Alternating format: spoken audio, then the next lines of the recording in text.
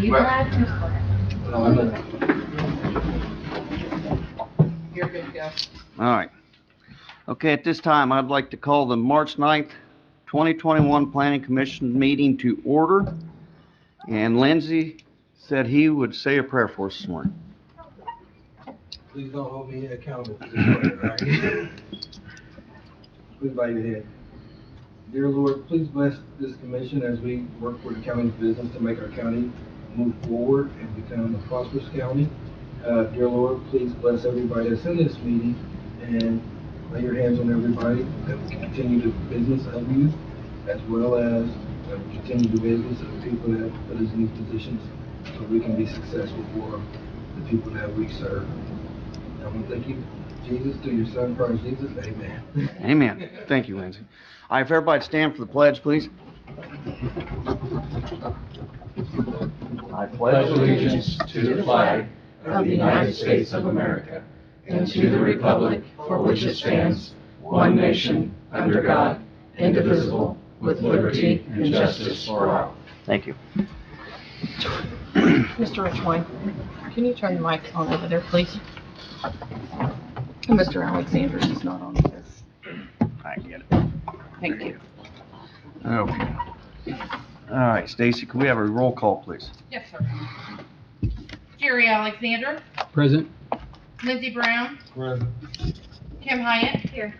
Corey Bolander, Here. Tom Shepherd, John Richwine, Present. John Zimmerman, David Kane, Present. and Wes Likens. Here. Thank you. Thank you. All right. Next on the agenda, the February 9th minutes. Are there any addition or correction to those minutes?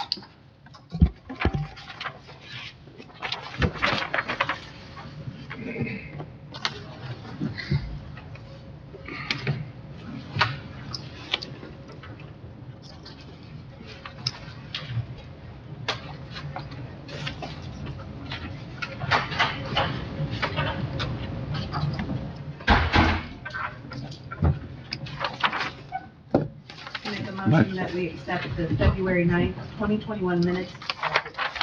We have a motion. We have a second? I'll second it. Okay. Okay. There we go. We have a motion and a second. All in favor, aye? Aye. Opposed, the same? Motion passes. Now we're ready for some new business, Brad. Good morning. The first item on the agenda, petition 2021-Z-001. The petitioner requested to pull that petition this morning, so we will not be hearing that today. Okay. The second item on the agenda, petition 2021-Z-002. It's located at 5419 North State Road 9. It's in Lafayette Township, and it's in the District 3 Commissioner. The owner is Polly Schmidt, and the petitioner is Salty Dog Trash, care of Brandon Small. The request is to rezone the property from single-family residential to agricultural. Petitioner has satisfied all documentation requirements, and the notices were mailed and placed in the newspaper by Saturday, February 27th.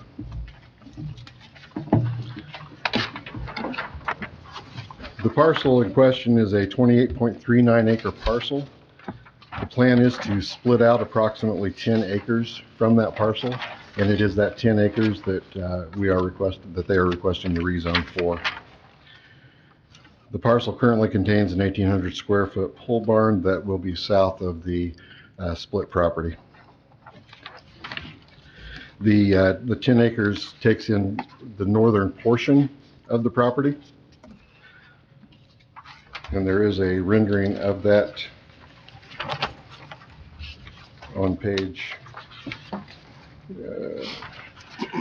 12. Page 11, you can see how that split looks in comparison to the parent tract. The property, the unallowed regulated drain does cross the property, and there's a small portion of the subsurface tile that catches the very southwest corner of the proposed split. There's approximately 0.6 of an acre that's affected by this. There is a 150-foot easement over the unallowed regulated drain measured 75 feet from the center. If the desire is to place any structure within that easement, they would have to get approval from the drainage board for that, but more than likely it'll be further away from that. There is approximately 10 foot of elevation difference from the north property line to the south property line. The water flows from the north to the south to the Ina Lowry regulated drain, which flows to the east. The R2 zone does not permit any business other than a home occupation type 1 or a home occupation type 2 with a special use. The agricultural zone district does allow for low impact industrial uses, but that is with a special use. So if this rezone was approved, they would still need to go forward with the special use in front of the Board of Zoning Appeals.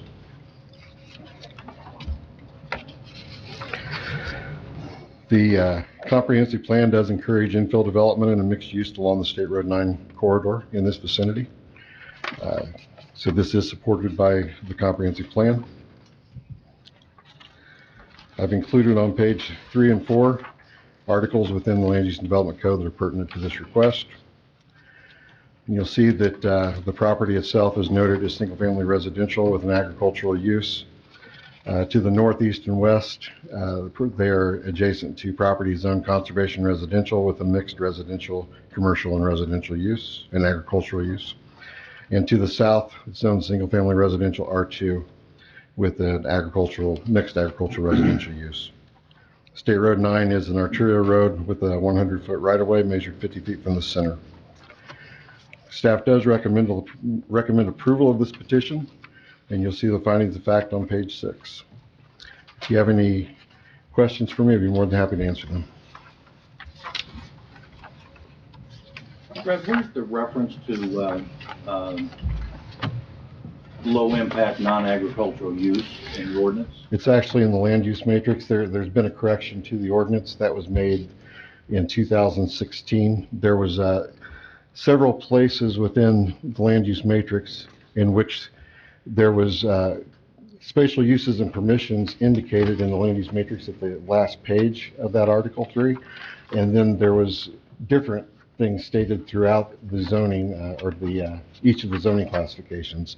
So we actually went through and corrected all of that. So we need to get you the updated version. So it's in the ordinance now, It is. and what page is it? If you go to the last page of Article 3, where you get into the land use matrix. Okay. You can go too far here, I'll show you. Well, Brad's doing that more for our folks that haven't been on the commission quite as long. The Plan Commission on Rezoning gives recommendations to the Board of Commissioners. You can do a neutral recommendation, a favorable recommendation, or a unfavorable recommendation. Ultimately, the commissioners get the final call because a zoning change does require a county ordinance change. And only the Board of Commissioners can do that. So you're going to be making a recommendation today, one of 3 possible outcomes, or you could table it. But ultimately, you're going to be providing one of 3 different recommendations to the Board of Commissioners on this petition. And then the ordinance will go in front of them likely probably on next Tuesday.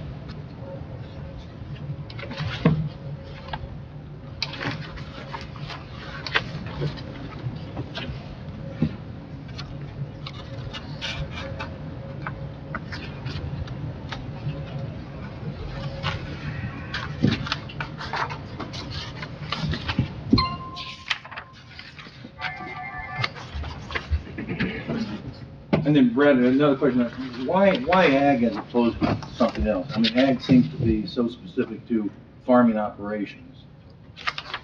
Is there another classification that's fitting? We have similar businesses that operate in the agricultural zone district that were approved in that manner. So I was just following what had been done in the past. So they can get a special use if they're ag, Correct. but they can't in the RT. Correct. Got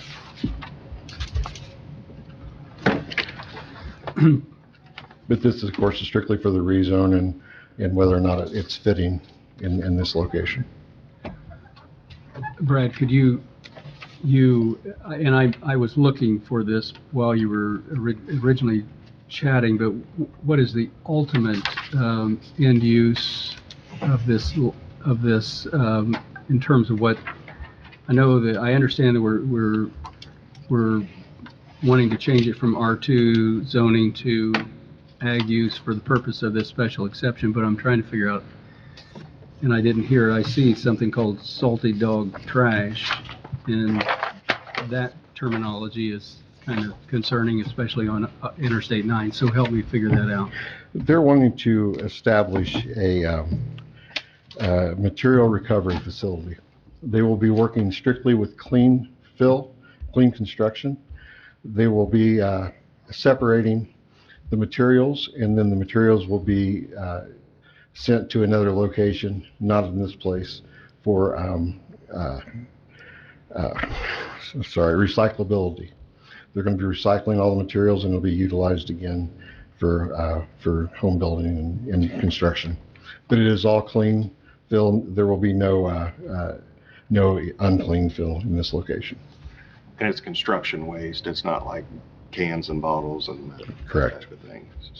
We're looking at drywall, wood, bricks, concrete. Will it all be inside? It will all be inside, Under a roof? under a roof. Put a motion on the floor to accept. Do you want? Second. Motion on the floor to accept. We have a motion. Wait a minute. Yeah, sorry, Jeff. Sorry. Is there anybody that'd like to speak on this? For, against it? Go ahead. Can you come up to the podium, and we'll need your name and address, please.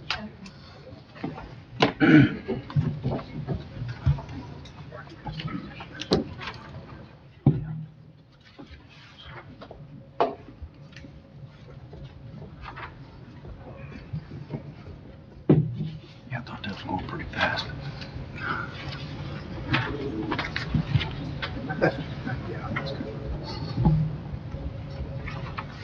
My name's Rhonda Utter. I'm at 432 West, 500 North, and I believe that our property butts up to this property on our back acreage.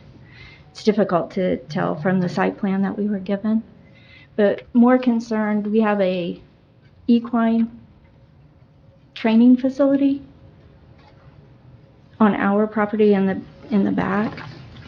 So we're a little concerned. We didn't know anything about what this service was. Mm-hmm. So just trying to figure out a little more of what it is, how it's going to be conducted. Will there be privacy fence around the property?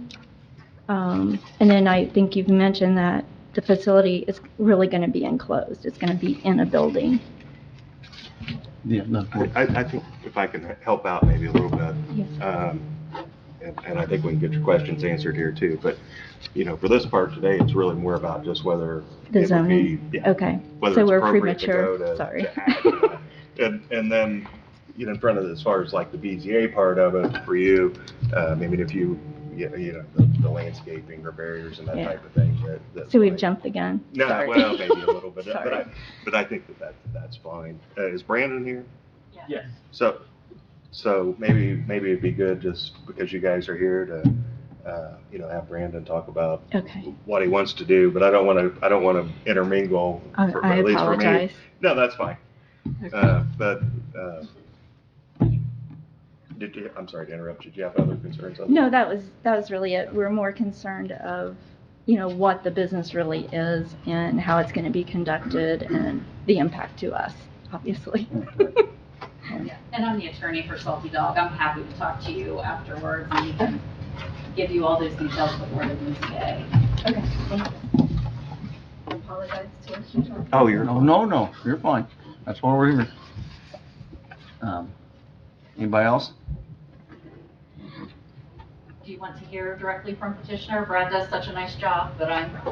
I think that'd be great. Yeah, just maybe a little overview, if you don't mind. Sure, no problem. I'll shut up, Wes. I'm too used to sitting in the middle, and All right. I think I'm taking over. and I won't be the reason that you're stuck in here instead of outside on a beautiful day, so I'll keep it short and sweet.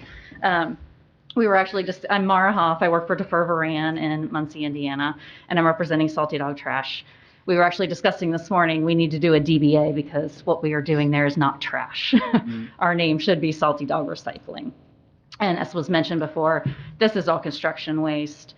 This is so when we demo homes or do a big rehab, those contractors have nowhere to take the stuff that they would like to recycle. Right now, they're forced to throw it away because these facilities don't exist. So this is sorting the aluminum from the glass, from the concrete, and then sending it back out to facilities where they can recycle it or repurpose it. And it will all take place inside an enclosed facility. So we don't intend to be any kind of burden on the neighborhood for either, smell or sound or any of those kind of issues that should concern neighbors. We love the location because it's convenient right off of State Road 9. So we're excited to bring jobs and tax money here to Madison County because contractors from all over can be bringing their items here. It's first of its kind. We hope to replicate it across the state. And I'm assuming there's going to be some truck traffic in and out, so that would be, there may be some additional noise or something from that, but. Are they Sure. coming in off 9? The entrance route is off 9, Yes. Brandon. Is there any barrier between your property and the property? Right now, I believe, there's like an old farm fence there and then a small tree line. And then I believe the site plan calls for the actual facility to sit away from the property line, and then a fence will surround the entire facility, and then also trees as well. So we did, when we sent notice out to the neighbors, we also sent them a letter kind of indicating what the project would be and to please contact us with any concerns. We only had one phone call. It was a concern over noise, and after we talked with them and showed them the site plan, they no longer had any concerns. So.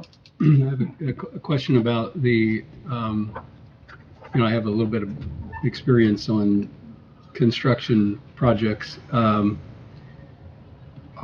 Will there be the contractors themselves doing a little bit of the separation process? Will you provide dumpsters that will allow them to, when you're on a construction site, they're just throwing everything in that dumpster, and there's a lot of people that drive up and throw their couches and chairs and mattresses and everything else in those dumpsters.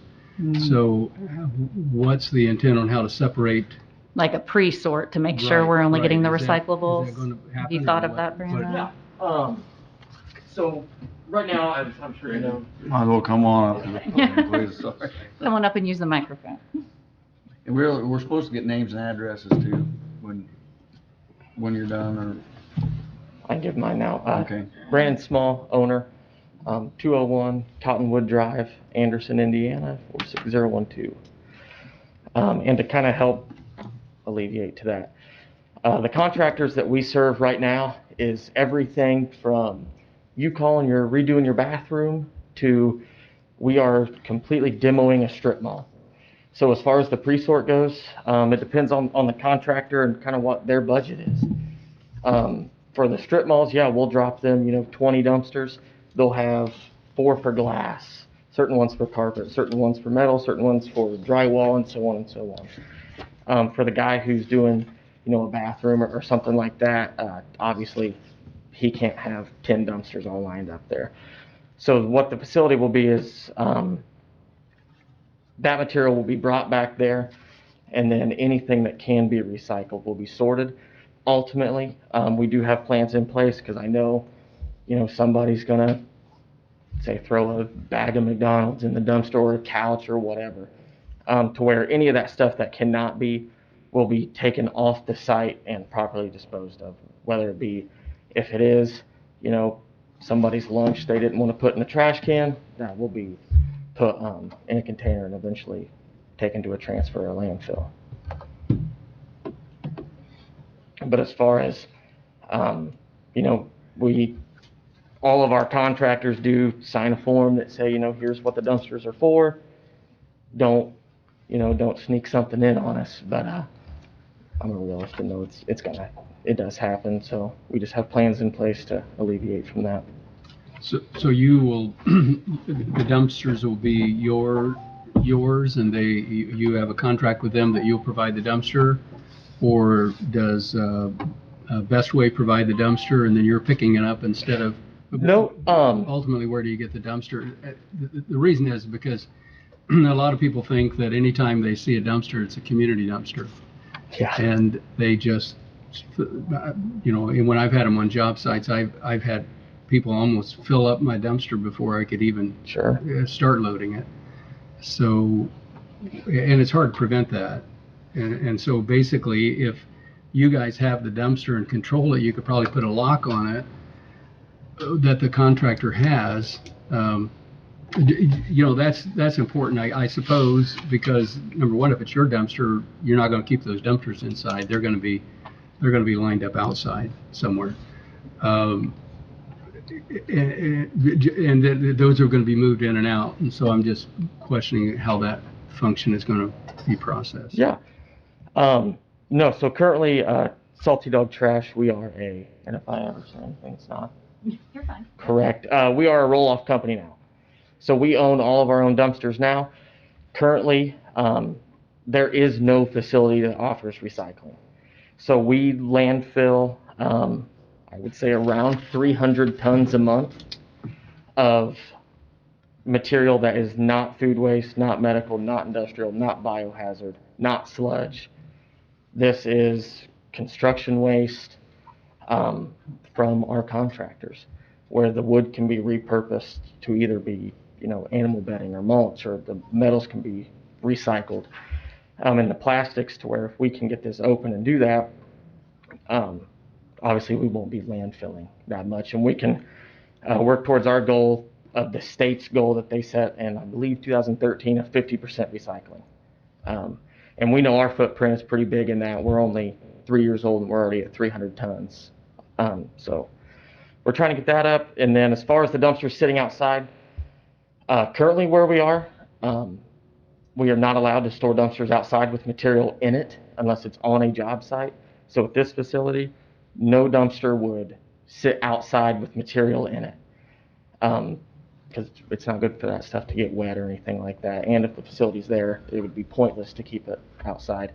As far as the dumpster sitting outside, if you drive by where we store them now, you won't see any dumpsters because we're sold out. That is how it is most of the time.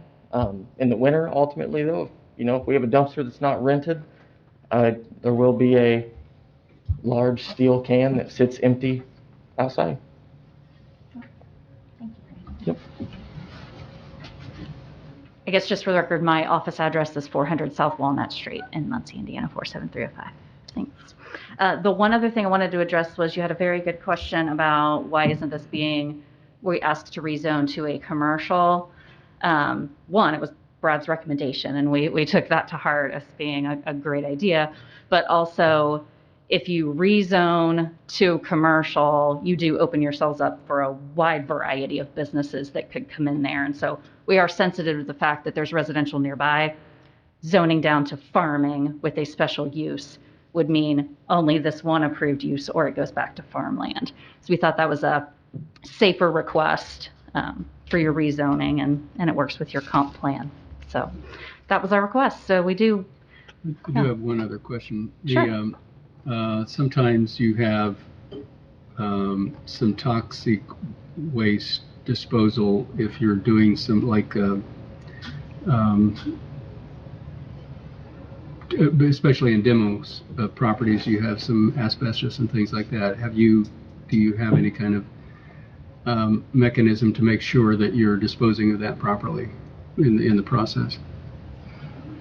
Yes, the contractor that we will begin working with once this goes through, or once this is finished, the site will be, the facility inside will have drainage that drains to a tank. That way, if anything is in there that gets in the water, it will all stay in our self-contained system. But right now, every contractor we have does sign a contract saying no asbestos, no stuff like that. So they are agreeing not to give us that stuff. If it does sneak in, we will take the state's recommendation through IDEM of how to properly handle and dispose of that if it does get in. But right now, we do not handle in any capacity hazardous materials. Are you mostly all new construction waste? Yes, I would say some big customers of ours would be home builders, and then remodelers, and then a small portion of what we do is if you want to say you're moving and you need to get rid of some stuff, we'll bring you a dumpster out. But that would be looked at by our drivers when they pick that up and say, okay, can this stuff be recycled or can it not? And then that would give us the option to either bring it to the facility or just take it the best way like we've done now.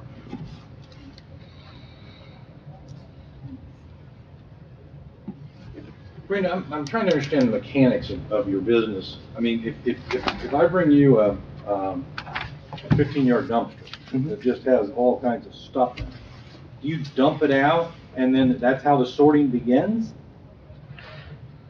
Yes. Yeah. Essentially, yes.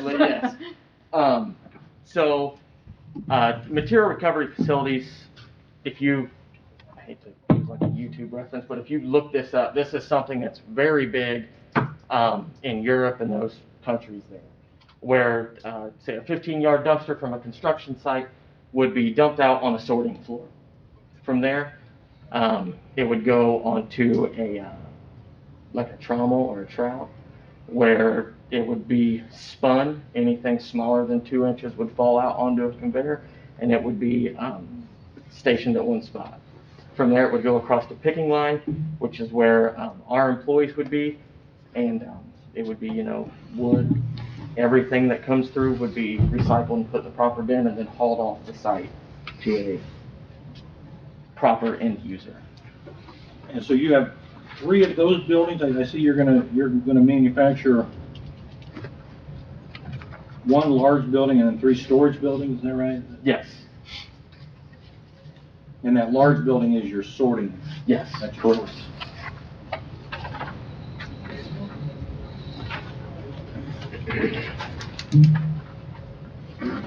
This sounds like an awfully large investment that you're making, and I guess you're assuming that there's going to be a lot of building going on in Madison County in order to make this significant of an investment.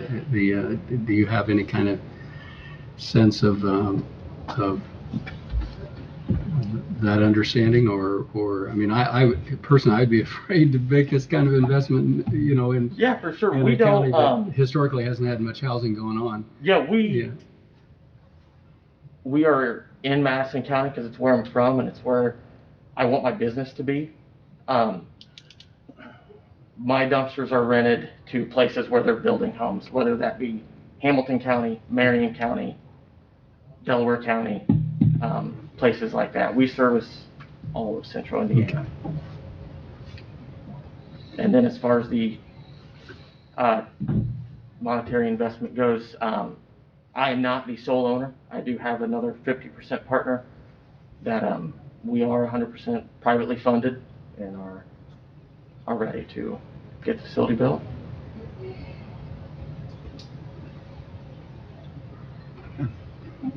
Nice. Any other questions? No. Thank you so much. Any other comments? Well, I'll make a motion to approve of petition 2021-Z-002 as stated in their application. It's favorable recommendation. The favorable recommendation. May I ask one more question of the director? Mm-hmm. So I'm very sensitive to protecting the ag classification. We're talking about this being a light industrial application or purpose for this. Correct me if this were, instead of an ag rezone, it was a light industrial rezone, it would just be for this parcel of land. Is that right? Correct. what's the downside of that classification versus an ag classification? With the light industrial, there's other uses that would be permitted within that. So by making it light industrial or general industrial, or it's actually any of those, you're just opening the door for more types of businesses to be able to go in there. For this particular parcel? For this particular parcel, correct. But if the BZA grants a special use, it's just for this one operation. Correct. If they go out of business, move someplace else, that goes away. So it would just revert back Then it to would be- right back to ag. To me, that's the benefit of doing it this way. So it would just go back to ag. Okay. Again, I'm trying to understand, as opposed to if it's rezoned light industrial, it stays light industrial even if this Correct. happens, this one goes out of business. That zoning stays, and then any business that falls within that definition would be able to operate in that location. I understand, okay, all right. Yep. Brad, I have one question. Yeah. Looking at the map, it looks like there's several homes in that area, but why was this property not ag to start with? Why was it? That's a good single-family? question. I don't think the single-family residential R2 really fits in that location, but that zoning establishment was done in 2002 with the adoption of the Land Use and Development Code and the zoning map. Typically, a property like this, especially this size, should have been conservation residential or agricultural. The smaller single-family residential is typically for small parcels, typically less than an acre or a half acre. And they typically have connectivity to public sewer and water. In this location, you're looking at an almost 30-acre parcel. And those are generally zoned, especially when they're next to residential. They're typically zoned conservation residential because that's kind of a buffer between the agricultural zoning and the residential zonings. And conservation residential has many of the attributes of the agricultural zoning, but not all.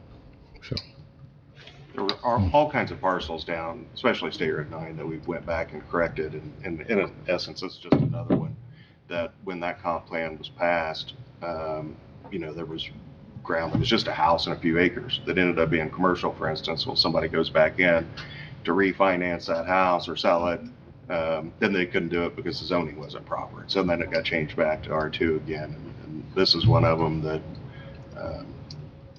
for whatever reason, got changed the other way probably, Yep. to R2 from ag. Most of the problems we've seen have been R2 to commercial.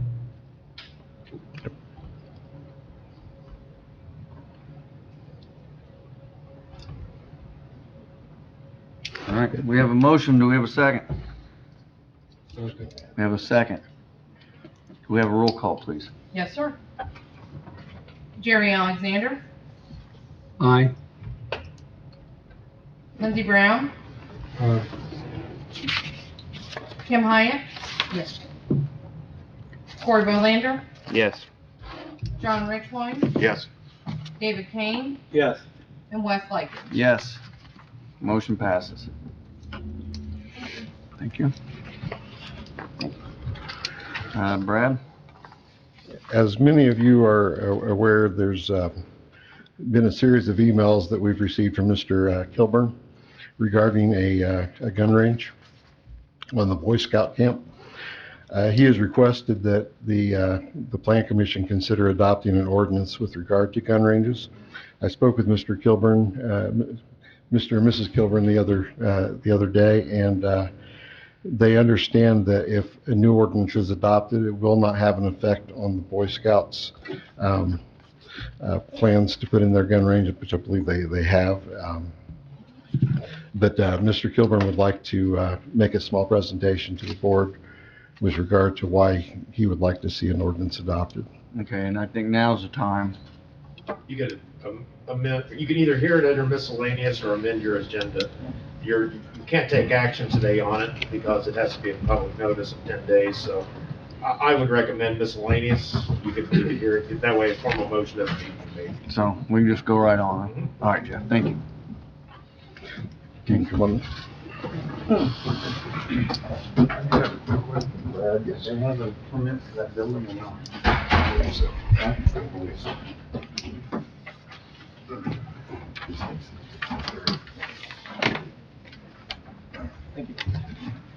Don, did you just pass these on down there? Where's the paper we're supposed to sign?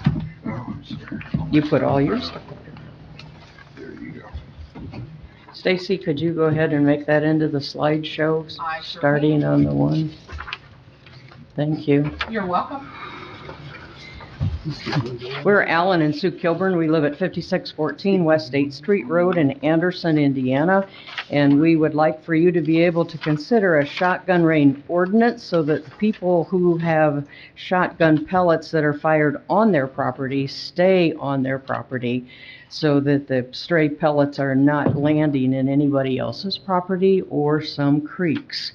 We'd like to be able to say that Alan and I volunteer at YMCA, BSA, and church camp throughout the whole country, so we're kind of familiar with what the safety procedures are within other facilities. So we wanted to be able to make sure Madison County had this going for them as well.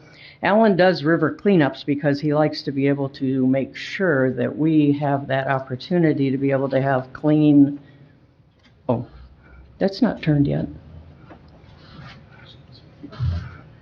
Alan worked for GM in the advanced engineering department, and this is his picture that he has with his fellow workers.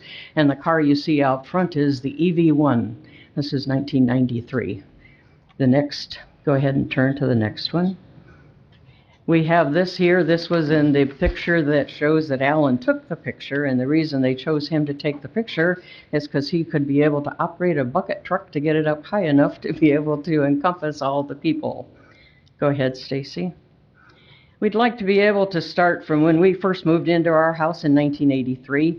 Our neighbor directly on the west side was throwing all his trash instead of having it hauled away into the river. This is a picture of the trash that he had throughout the time that he did live there. Go ahead, Stacy, next. This is a picture that is downriver from our house in the mid-1980s, and you'll notice you'll see tires, bottles, cans, and other debris, and this is typical of what used to be from Muncie to Indianapolis. The next picture, Stacy. My son had lived on the river his entire life. This is his scout troop. He decided that that would be his Eagle project. He wanted to be able to make sure that the river started to be able to have the process of being cleaned up. So he cleaned up between 200 West and 400 West, and we picked up over 350 tires in that small section. The next picture, Stacy. This is a picture of the White River Watchers, that they were awarded this from Channel 8 back when they did that kind of opportunity in 1999. The White River Watchers has been existing since 1998, and in that amount of time, our group has removed over 8,000 tires out of the White River, and also the other debris that comes along with that. And we want to be able to start doing Pipe Creek as well as the White River. Alan and I have been founding members of the White River Watchers in 1998, and we continue to be board members of that group. The next picture. After the actual fish kill that happened in the year 1999, John Bundy contacted Alan because he knew Alan did river cleanups and he had access points to the White River. So they made arrangements to take Alan with him with a local CEO and another IDEM person in an airboat to see where could they restock all the catfish that John intended to be able to put into the river and where the deep holes might be. This is a picture here of our local scout troop that we be able to help them restock the river back in 2000. Next picture, Stacy. This picture shows parts of a stolen car that Alan found underneath State Road 13. And Mrs. Sandra Lamb, who lives in Perkinsville, had this machine that she was able to help us get the things out of there. She took 7 40-yard dumpsters with trash that had been thrown into the river right around the Perkinsville area. Now, next picture. To make people aware of what's going on with what we were doing with our local scout troop, we had to be able to make some floats for the different parades that were going on in Frankton and Lapel. And this is our scout troop to be able to make sure that they know we're trying to be able to make the place a nicer place to be. The next picture. The guide Fishkill provided money for groups that were willing to clean the river, and Allen applied and was awarded some funds to be able to do this, but there were strict stipulations that went along with the awarding of this money. They had to be used to be able to clean the river, and part of the money that was used was able to fund the ability to get things out of there. This is an old car that was being pulled up out of the White River itself. Next picture. Allen then contacted the local Lapel and Frankton football teams and coaches and asked him would they be interested in being able to help us clean up the river, and of course they agreed. Lapel's been doing it for probably 15 years. Frankton's been doing it for about 5. They have a contest every year, and they have this massive big paddle that they give to the schools to be able to show who won the contest for the year. The next picture. The next couple dozen pictures are going to be able to show you the kids, the football teams that are playing. So go ahead and do the next one. And the next one. You have to be able to take the rims off. We have the local recycle center that has helped us. Walmart has also helped take the tires as well. But we're always looking for new places to be able to get rid of these things. Because most of the time when you do start picking river tires up and whatnot, and we have done Pipe Creek, you're going to see later on, you end up with 30 to 100 of them. Next picture. Next picture. This is an old safe that they found. Next picture. This is the part of the team with some of the washing machines that they found. Next picture. The next picture. The next picture. The next picture. You have to be able to transport the kids to get them to the places where you're going to be able to do your project at. And then we have to be able to have equipment to get the stuff back to the recycle center. The next picture. This is one of my favorites. Look at his legs. You can't just clean the river and not have fun. So I think he purposely soaked himself halfway up. The next picture. This is the team at the end of the day, and we've said they can be still smiling, but they're doing an excellent job helping us out. The next picture. This is a picture here of the landowners that live along Pipe Creek.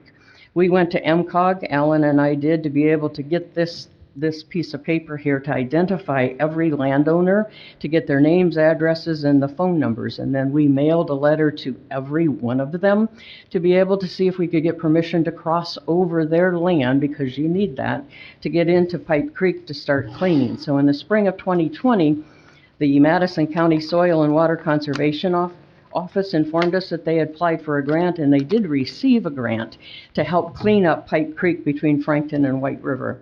Alan has contacted the football teams, and they have agreed to be able to help us clean up Pipe Creek. That's our next project to be able to start, inclusive of the White River. We have contacted all the landowners and asked them permission to cross their land, and Alan has kept in contact with the landowners since this has all started, because cleaning Pipe Creek is going to take multiple cleanups and constant be able to make sure that the landowners know what's going on. The next picture. This is a log jam that was on Pipe Creek itself. The next picture. We have a friend that lives in Frankton. This is Dick Fetty. Alan and Dick Fetty were out there being able to clean up. You have to cut the trees sometimes if that gets in the way. So it's taken them 5 or 6 times to be able to, so far, to be able to get there and do it. The next picture. This log jam has been removed as part of the grant money that the Soil and Water Conservation District got. The next picture.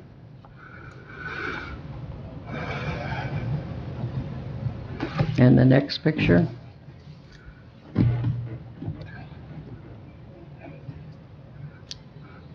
This is a picture of a 6-foot diameter tire that we did remove out of Pipe Creek using a 4-wheel drive utility tractor. Our recycle center here in Madison County said it was way too big. They couldn't help us out there. So the local gravel pit that was in the Frankton area at the time, we called them up and they said, yeah, they'd be able to help us out. So they got it for us. The next picture. This is Brandy Frazier and Courtney Pruitt, and they worked for the Soil and Water Conservation District. They helped us to be able to get part of the grant. They got the grant, we did not. They got the grant, and then this is them helping to clean up Pipe Creek as well. The next picture. This is a local farmer. His name is Ron McCord. He helped us for a few days along the way to be able to give us this equipment to get the things out of Pipe Creek itself. The next picture. This is some of the debris and tires that are being picked up from Pipe Creek. The next picture. Alan and Dick had to go back then in January to be able to get some of the debris and tires that we put on a landowner's property, and we had to wait till January because of deer season. The next picture. This is that utility tire, and this is the equipment that's necessary to be able to get where you want to put it. And all of this stuff at this point is donated equipment, which we find is really helpful, that the landowners are very helpful to be able to get things done. The next picture. This picture here is the beginning of the shotgun range at Camp Kethawena, and Don Shoup Jr. is seen in the backhoe that is stuck, and his son Donnie is attempting to pull it out. He's in this position because Alan had fallen a tree and it came across his saw, and Don Sr. decided to be able to help Alan get his saw out. At this time, Alan realized that Pipe Creek was just off to the left. When they were eating lunch, Donnie and Alan were talking, and Donnie stated that, you know, when the youth are shooting at the range at Camp Kithaweenan, it's going to be able to go into the creek, if not farther on. Donnie said that when he was a youth, he used to help out at the Conservation Club in Lapel, and he would put the clay pigeons in the unit to be able to get them to go up in the air, and when they did shoot, they went more than 300 feet. So they wanted to be able to close them down at that point. Alan then noticed, because this Pipe Creek was here, that he emailed the executive director of the BSA and explained that their shotgun range was only 300 feet to the creek, and the specifications that the BSA has, which is the paper you have, said that they needed to be 600 feet. They were in violation of their own specifications that came out of National.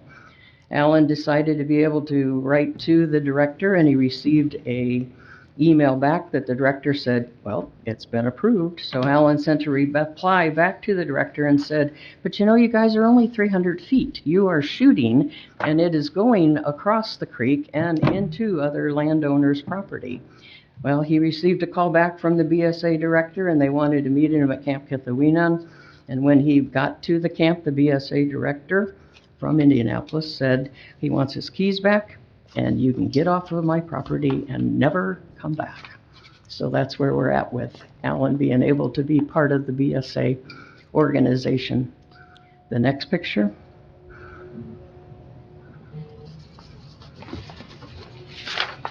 You have this paper here. This is the specifications that shows you how far that they recommend you have it. The next picture. This is a picture of an eagle flying that was taken 2 miles south of the BSA camp. This was just recently, like last week. Alan and I were out there. He has a nest that he's flying to. These eagles fish out of the Pipe Creek when they're looking for food for their young'uns to be able to give them food to eat. And so our concern is the shotgun pellets that come into the water are in the fish, and the fish are going to go into the eagle. The next picture. We also caught this. You can see the eagle's head. He's sitting on, or she is sitting on the eggs.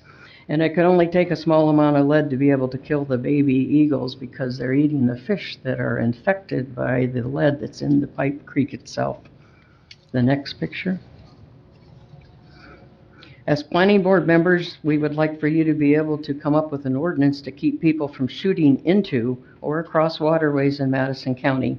And we would like for you to use the BSA specifications that you have. They were developed by the NRA, and they are helpful for the BSA to be accepted nationwide. I'm going to sign the paper here. Thank you. That's the end of my presentation. Thank you.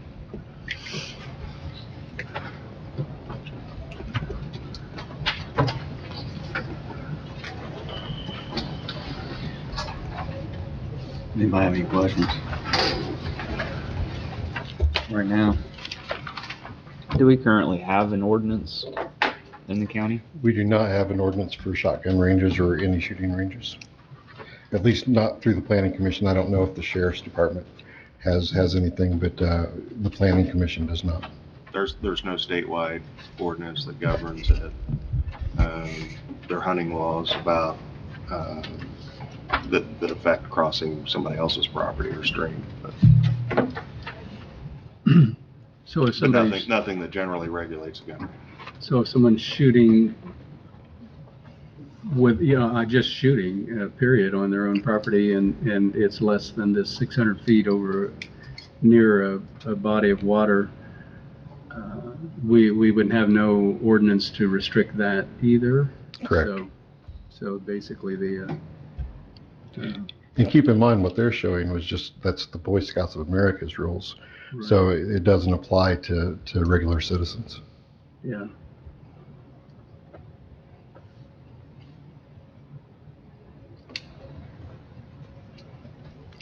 So what you're asking is a gun range ordinance restricting gun range. We're not trying to limit individuals if they're hunting or whatever on their own property. No.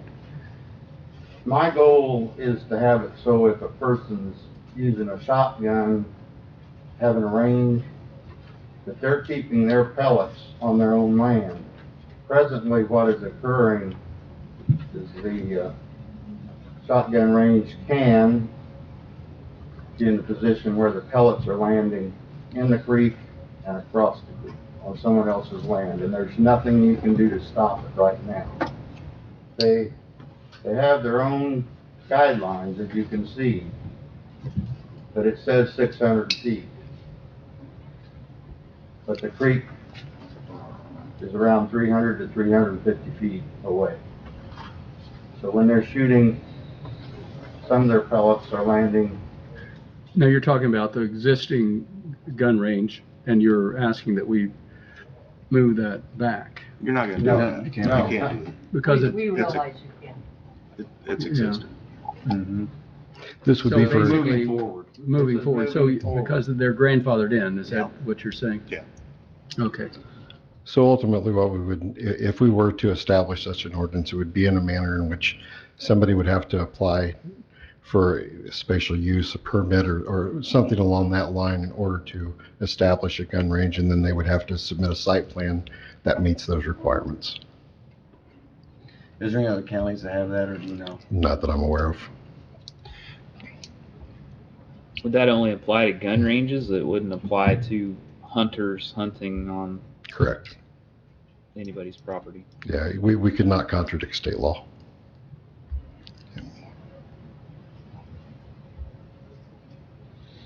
Does DNR or IDM have anything that currently addresses this topic of this lead going into Well, I'm waterways? gonna let John answer that, because John talked to the DNR, didn't you, John? Yeah. They don't have any, there's no laws on the books that really gives them any jurisdiction to do anything out there, and leave it at that. Now, they made some recommendations that I thought were good recommendations.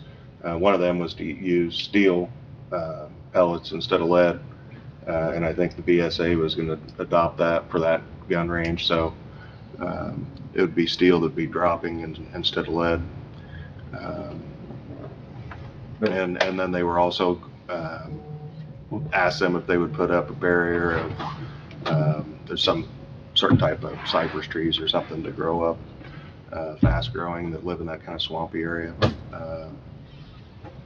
And I believe they were going to do that as well. But see, my point is, Pike Creek in the future could be used, the new Fall Creek could be in that same position where you're having people canoeing and kayaking, because kayaking is becoming more and more popular. And you don't want a situation where you have gun ranges where the pellets are falling into the creek while people are canoeing by. That's my concern. And that's coming from a perspective of a person that cleans the river and is out there when these things are occurring. you know, from the pictures you saw, it's obvious that I spend some time on the rivers and creeks, and I have an appreciation for what can happen.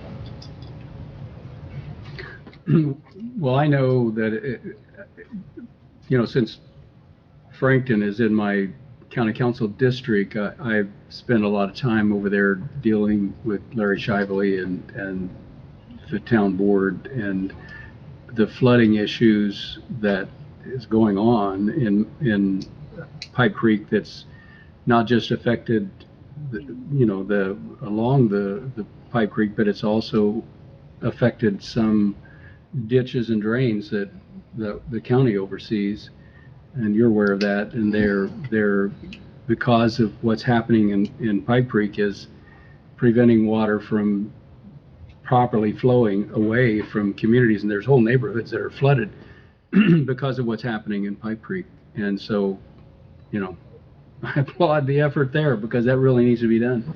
So, I've gone before the drainage board and asked for some money to get the log stems cut out of Pipe Creek, and I've also talked to the county surveyor. But as an individual, I have no political pull, That all I can do is go out there and with my own chainsaw every once in a while and cut logs down. And it really needs to have big equipment. When you cut a log, we showed you an example of that tree that he was cutting. If you're on the wrong side and the current catches that, I mean, you're dead. There's no question, because the current's gonna pin you, and you're out there in the creek, and they can't get an ambulance to you. So, cutting logs in Pipe Creek is very, very dangerous, and I'm at the age now where it's almost impossible to get away from a tree when it comes around. So Jeff, similar to the Boy Scout camp being grandfathered, if this group were to recommend an ordinance, the same would apply then to every existing range that exists on anyone's private property throughout the county? That's correct. It's absolutely. And conservation clubs, which is, I mean, if you're looking at ranges, most people don't have their own gun range per se in their backyard. Honestly, most folks that shoot at home probably don't have enough land to, if you're going to make it crossing somebody else's property, you live out in the country, there's a lot of good people that shoot out over their neighbor's farm ground all the time. Shooting range is a very, very general definition in the state code. It's an area designed and operated for the use of archery rifles, shotguns, pistols, muskets, or other similar firearms that are fired at silhouettes, skeet, trap, papers, stillboard, and other similar targets. That's almost anything. Well, I mean, I just think about the number of call it homegrown ranges that I see in people's backyards where they've mounded up a barrier to shoot into. Well, if they're shooting into the barrier, then there's not going to be anything that's crossing the property line. So, you probably could write your ordinance that covers that you have to have some type of structure that doesn't allow the projectile to leave your property.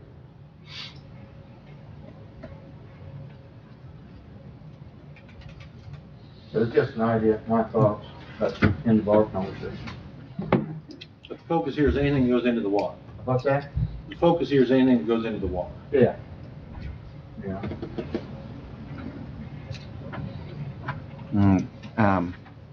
What do you guys think? Do you want Brad to see if there's any ordinances out there somewhere? Looks like there's 3 or 4 in the northern part of the county that's taken a few shots at it.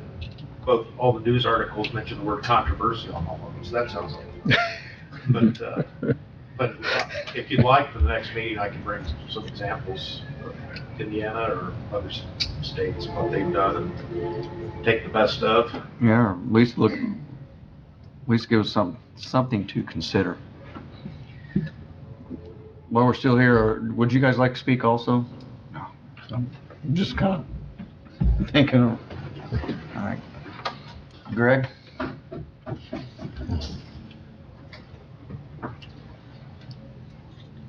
Greg, I just see you out there. I was thinking Yeah. about serving on this board many moons ago with you. Yeah. Greg Valentine, I live at 5297 South, 800W.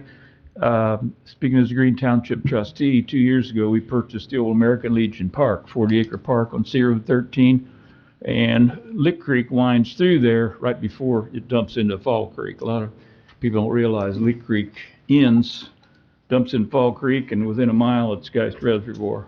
But we have a neighboring property that they shoot clay pigeons over the creek all the time. Of course, they're biodegradable, but still little orange fragments laying everywhere. And that's right before the 600 feet that's in our park. Now, people don't use that a lot, and I caution them. The summertime, scouts have been using it extensively the last 2 years. Don't go over there when you hear somebody shooting. But I've talked to him a couple times, and it's my property. I can do what I want. So this would be great if you could come up with a little something. Now, get them to enforce it. I've called the DNR about it, and they're saying their hands are tied, probably because there's no ordinance. But they're shooting right over the creek, and their thrower is throwing them right over the creek. So that'd be a good place to start.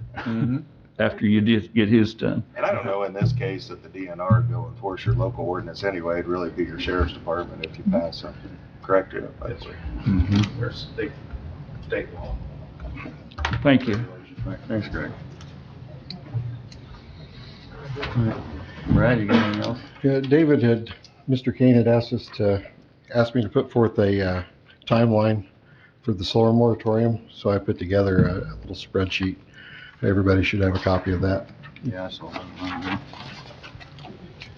If you have any questions with regard to that, I'd be more than happy to answer. If you want any additional information, I'd be more than happy to offer it. Are we on hold pending these House bills that are moving? Yes. Yep. That will definitely control our own ordinance. I saw that Representative Soliday had passed the House and moved on to the Senate. Correct. Yep. One other thing I'd like to bring up is at a meeting the other day out on 650, South 650 West.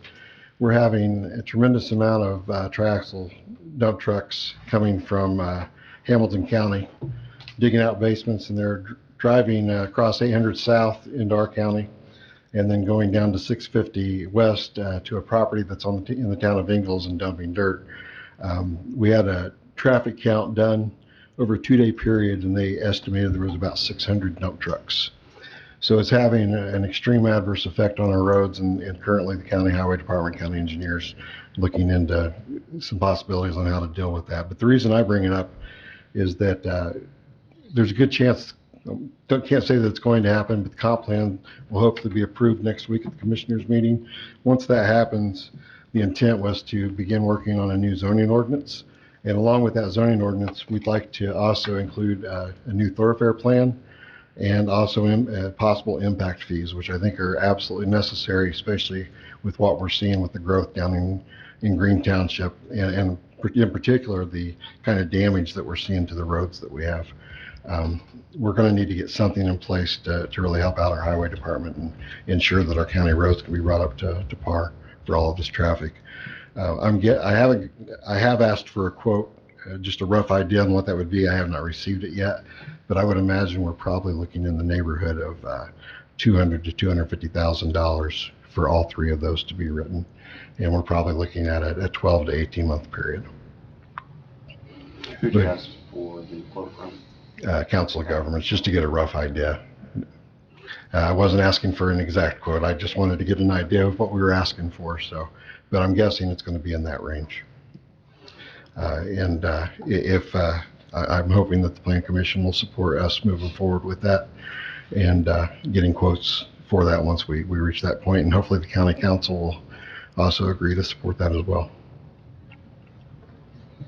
Hey, Brad, real quick. Yes. The plan is to sell all that dirt. It'll be all going back out. Yeah. You and I both seen it, they're compacting this bill. It's 5 500,000 truckload, no, 500,000 yards is what they were saying. I don't know if you noticed they're also within the regulated drain easement. The dirt is about 20 feet from the edge of the top of bank, and the dirt's approximately fill of about 15 feet, maybe You 20. think they're gonna haul it back out, Greg? Roger Sherrod owns that, and he told me a year ago when I saw it in the newspaper, because it was printed, because Ingalls had to agree to it. It was printed in there, in the legals, that he'd be bringing it in, so I saw him at church one Sunday, and But say, that's the problem with this scenario, they're given permission to haul the dirt into Ingalls, which is an Ingalls issue, but they're using county roads to do it. exactly. So you've missed this gap where you can control it. So- Now if they're gonna haul it back out, maybe we can hit them pretty good on the way back out. In addition, the town of Ingalls told them they could not drive through Ingalls roads. Yeah. They denied Go them. tear ours up. You gotta remember, that, and I see 6 to 8 triaxles lined up, it looks like a parade. 6 to 8 of them coming right across 13 and coming down there. The other thing you gotta remember, I was talking to Brad about this, there's 440 homes going in, each one of those has got a half a dozen concrete trucks coming in. Yeah.